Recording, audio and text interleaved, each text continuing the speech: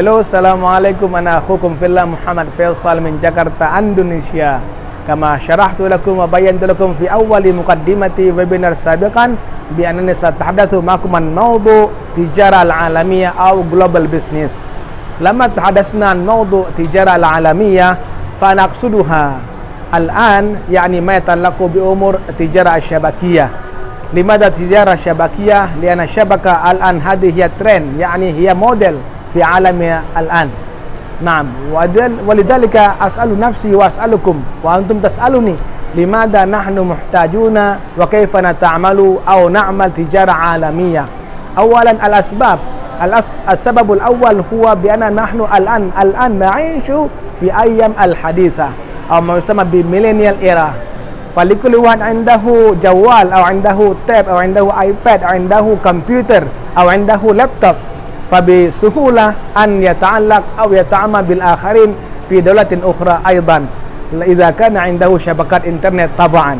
أجل لو أنا عندي الآن شبكة إنترنت وعندي جوال فأنا أفتح يعني ويب سايت، أفتح فيسبوك، أفتح واتساب أو أفتح IG إنستغرام، أتعامل بأصدقائي وزملائي في دولة أخرى وأتحدث معهم، أشرح لهم ماذا عملت الآن وكيف نوع تجارتي وكيف تشغيلها. لما كان يفهم هو يسألني، يمكن أن يسألني كيف نشتغل به وكيف نشترك به. فهذا أول واحد يكون يعني مشترك عندنا أو ما يسمى الآن ب sharing economics. sharing economic هذا أو توزيع اقتصادي هذا هو موديل في أيامنا الآن. ليس هناك من يتعامل بنفسه ولكن لابد أن يتعامل مع رجال آخرين، يتعامل مع مجتمع الآخرين حتى يكون أسرع وأقوى وأسرع نموا بالنسبة للتجارة. هذا مهم أيضا، صحيح؟ نعم، هذا صحيح جدا إخوتي وأخواتي. لو كان عندنا في أيامنا سابقا مثلا يحصل على مبلغ كبير في أيام 70 من عمري أو 50 من عمري، هذا أيامنا قديما، ولكن الطلاب أو الطالبات الآن في مدرسة ثانوية أو في الجامعيات يمكن أن يحصل على مبلغ حتى مبلغ كبير جدا جدا. لماذا؟ لأن الحصول على مبلغ أو النقود الآن بطريقة إيجابية صحيحة هذا سهل جدا جدا جدا. لماذا؟ لأن كل واحد أيضا الآن يمكن أن يعمل تجارة. هل فهمت إلى هذا الحد؟ عسى يعني أرجو أنتم تفهمون إلى هذا الحد. وكذلك الأطفال الآن يعني ماهرون جدا بشبكات الإنترنت وعندهم يعني مشتركون أو ما يسمى بفولورز أو تابعون، وهذه فولورز أيضا لما نتعامل معهم أو نشرح لهم شيء مهم أو شيء يعني إيجابي هم يستمعون وينظرون ويفتشون ويرون لما رأى فيه فائدة أيضا يشتركون بهذا الموضوع الإيجابي. نعم، هذا الشيء ايكونوميك هذا مهم جدا. لماذا؟ لأن هذا نوع من الشركة أو المشاركة، وهذه تجارة عالمية على أساس يعني شبكات أو يعني تجارة شبكية أيضا يحتاج إلى رأس المال قليل جدا، ليس رأس مال كبير، لا. لو أنتم تبنون أو أنا أبنى يعني مصنع فهذا طبعا محتاج إلى نوع من الرأس مال الكبير، قد نستدين من البنوك أو من الرجال الأعمال الآخرين. لكن لما كانت تجارة عالمية يعني على أساس شبكات فهذا نحتاج إلى نوع صغير أو كمية صغيرة من رأس المال. لو كان ذلك بمعنى كل واحد ممكن نشترك. مثلا أنا أتحدث مع واحد يعني رجال أعمال أو مع رئيس الجامعة عنده مثلا 1100 أو يعني 1000 يعني طلاب معهم، فلكل واحد لما أشرح لهم يقول أنا أيضا يمكن أشترك ويمكن أشترك، زميلي يمكن أشترك، زميلتي يمكن أشترك، فكلهم يمكن أشترك. لماذا؟ لأن رأس المال صغير. تخيل يا أخي وإخوتي الكرام لو كان واحد مثلا في جنوب شرق آسيا عنده مبلغ صغير من المال ولكن عنده شبكات إنترنت أو عنده أيضا كمان عنده جوال أو لابتوب معه، ثم يتعامل مع إخوتي في لغة أخرى مع مبلغ صغير من رأس المال، ثم يربح من دولة أول من دولة الأخرى يعني الأولى دولة ثانية ثالثة رابعة، عنده دخل كبير وهو في دولته، لكن الدخل جاءت من أو جاء من دولة أخرى، جاء من دولة ثانية، جاء من دولة ثالثة، جاء من دولة رابعة، كيف يكون رأس المال هذا يكون أصغر وأصغر، لكن دخل يكون أكبر وأكبر، ويساعد نفسه، يساعد عائلته، ويساعد دولته حتى إلى هذا الحد، ويساعد الناس في العالم كلها. لماذا؟ لأنه قد أخذ بشيء إيجابي ثم وزعه وأنشره ونصره إلى رجال آخرين وهم ينتفعون أيضا، ثم يبنون مثل هذا العمل أو رأس المال الصغير في دولته، وأيضا يستورد رأس أو يعني الدخل من دولة أخرى، من دولة الأولى، دولة أخرى الثانية، دولة أخرى الثالثة، دخل إلى دولته. رأيتم هذا؟ نعم. هذا طيب، هذا مهم جدا. وثانيا أو ثالثا أنا أريد يعني أن أقوي نفسي، بمعنى أريد أن أقوي كيف تقوية النفس يعني عند مواجهة المشاكل، أن أبحث الحلول. تجارة هذه هي تفترق أو يعني تختلف عن واحد يعمل كالموظف، ولا أقصد يعني إهانة لموظف، لا، أنا كنت موظفا أيضا، لكن الموظف يعني شأنه لم يأتي في الصباح عنده كمبيوتر، يفتح كمبيوتر ثم يأتي بالإيميل ويرى بالإيميل، يفتح بهم ويرد إيميل، ثم يعمل عمليا يعني مكتبيا، ثم يرجع في المساء، وهكذا كل يوم. ولكن لما كان هو يصبح رجل أعمال ويبدأ كرجل عمل ولا سيما دوليا، لابد أن يفكر في الحلول، يفكر في الصبح وفي النهار وفي الليل، وماذا غدا، وكيف بعد الغد، وكيف الأسبوع القادم، وكيف يعني الشهر القادم، حتى ولو كان السنة المقبلة ماذا نعمل وكيف نتطور. حيث قال رب صلى الله عليه وسلم: من كان يعني يومه يعني خيرا من أمس فهو أربح، فنحن نريد أن نكون رابحين. ولذلك لابد أن نتعامل مع الآخرين. ليس هناك واحد ينجح بنفسه، لا، لكن لابد أن ينجح مع الآخرين. لما نحن نتعامل بهذه المجموعة تجارة شبكية، هذا كل واحد يستفيد من الآخرين، كل واحد يستفيد، وكل واحد يصبح غنيا بالنسبة للفكرة، وغنيا بالنسبة للحماسة، وغنيا بالنسبة إلى يعني كيف يواجه المشاكل. أول الصدمة، الصبر عند الصدمة الأولى ليس بمعنى هو يعني يصبر ويصبر، لكن الصبر عند الصدمة الأولى هو يقبل المشاكل أولا ثم يبحث في الحلول، لا يدافع عن الحلول أو لا يدفع الحلول أو لا يجري عن المشاكل، لكن لابد أن يبحث المشاكل، حيث هو يبحث يعني يحل المشاكل لنفسه، يحل المشاكل لفريقه، هذا ينفع أيضا للآخرين.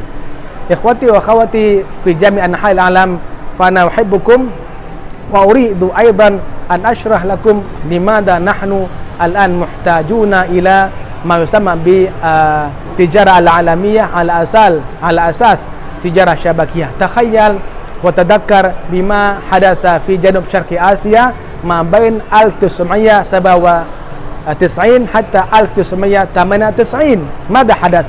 أزمة اقتصادية أو global crisis أو economic crisis، حيث يعني تدهور جميع قوة الاقتصادية في هذه الدول، إندونيسيا، ماليزيا، سنغافورة، تايلاند، فلبين، ميانمار وغير ذلك من الدول شرق آسيا. أنذاك يعني بسبب عدم قوة أو الدفاع عن اقتصاد يعني الدولة، فكل يتدهور، لما يتدهور حتى المساكن أصبح فقراء، الفقراء أصبح أكثر فقرا، ونحن لا نريد هذا، لا نريد هذا. إذن تخيل لو أنا مثلا أفتح تجارة مجرد في محافظة واحدة، هذا تختلف عن لو أنا أفتح في محافظات، حيث لو حدث يعني المشكلة أو اقتصادية في هذه المحافظة، عندي يعني محافظة أخرى تعمل بتجارتي. أفهمتم كلام؟ أو تخيل أيضا لو أنا أيضا أفتح تجارتي ليست مجرد في إندونيسيا، لكن أفتح في ماليزيا، في لبنان، في السعودية، أفتح مثلا في الكويت، أفتح في سنغافورة، وأفتح مثلا في أمريكا، أفتح في دول أوروبا. تخيل كيف يكون قوة اقتصادي وقوة ماليتي، وكيف دفاع عن المشاكل الاقتصادية لو جاءت والعياذ بالله. مثلا إلى إندونيسيا، أنا عندي يعني دخل في بروناي مثلا، أو في سنغافورة، أو في لبنان، أو في الكويت، أو في السعودية، أو في أوروبا، حتى في أمريكا. نعم، هذا قياس هذا لو كان عنده واحد عنده مثلا ما يسمى بالخبز، لو مثلا وضع خبزه أو وضع سكر، بس سكر مثلا في علبة واحدة ثم سقط، فكل سكر يعني لا ينفع، لا يمكن استخدمه مرة أو لا يمكن أن تستخدمه.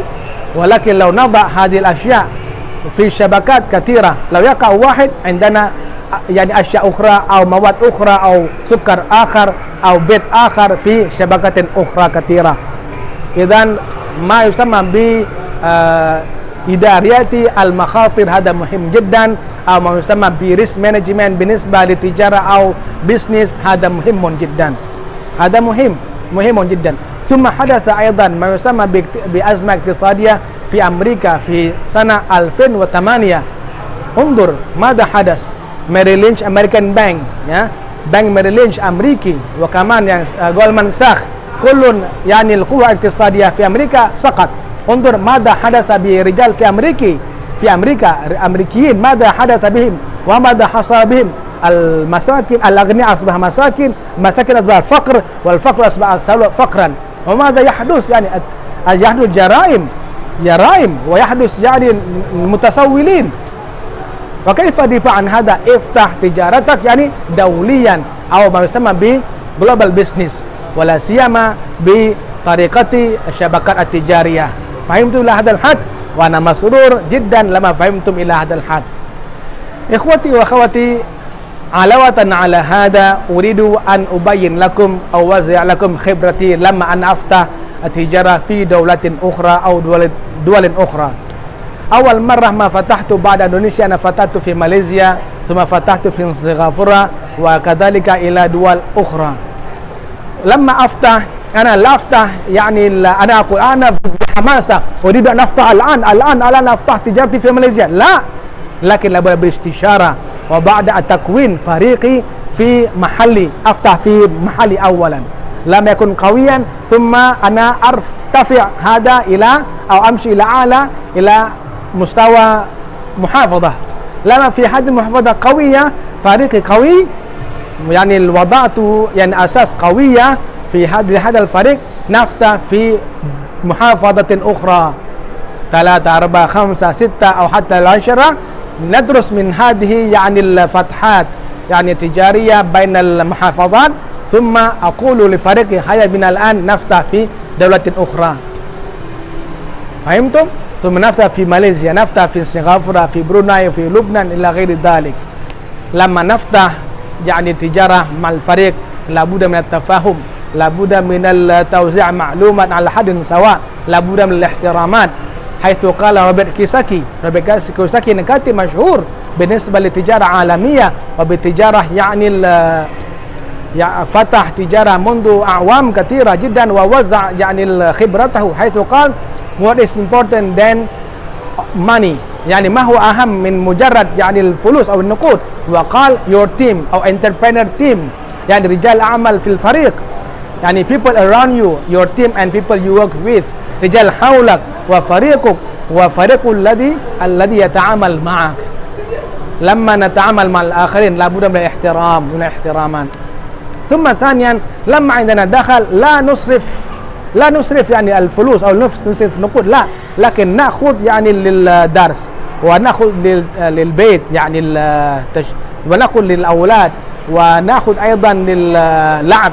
أنا أقصد يعني الآن نحن الناس يعني نحن إنسان نحتاج إلى النزهة، نمشي إلى مكان وأماكن حتى يكون عندنا يأتي لنا يعني القوة الإيجابية ونزيل كل المشاكل بالنزهة أو بالسفر أو بالرحلة.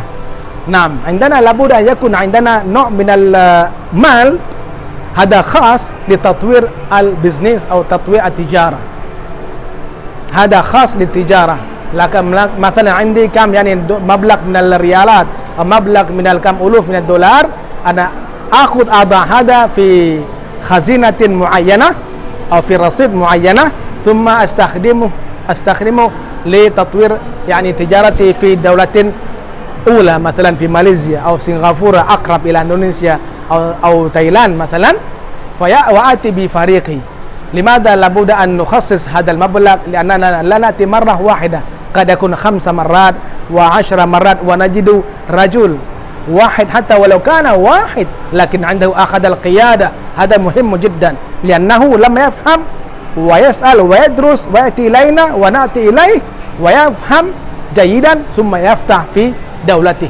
لم يفتح في دولته هو يفتح أيضا في دولة أخرى أقرب من دولته أو مباشرة إلى دولة يعني مثلا أمريكا أو أوروبا حيث يوجد هنا إخوته التي يريد أن يأخذ قيادة أو leadership.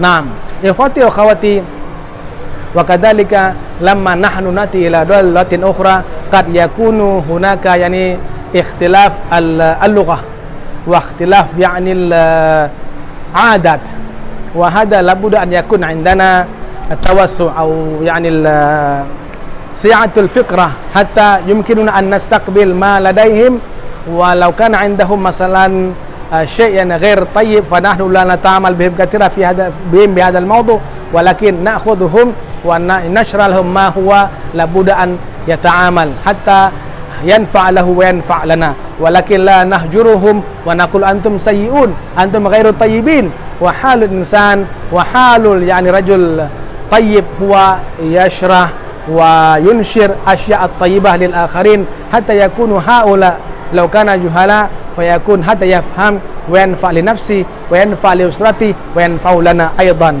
لأن كل واحد ينشر شيء طيب يعيد ذلك شيء طيب إلى نفسه. هذا أريد أن أشرح لكم عسى ينفعكم وينفعنا كثيرا. شكرا إلى هذا بهذا الاجتماع وهذا اللقاء، عسى ينفعنا في هذه الدنيا وفي الآخرة. هذا وشكرا.